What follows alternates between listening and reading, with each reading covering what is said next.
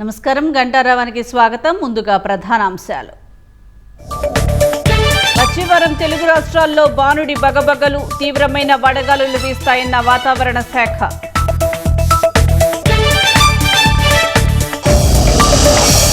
కాకినాడ జిల్లా తుని హైవేపై కారు బీభత్సం, పార్కింగ్లోకి దూసుకు వెళ్లడంతో సెక్యూరిటీ గార్డుకు గాయాలు.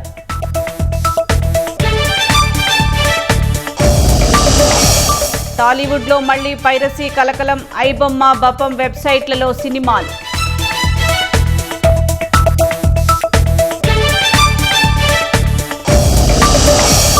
అబుదాబిలోని అణువిద్యుత్ కేంద్రం వద్ద డ్రోన్ దాడులు, రేడియేషన్ సమస్య తలెత్తలేదన్న అధికారులు.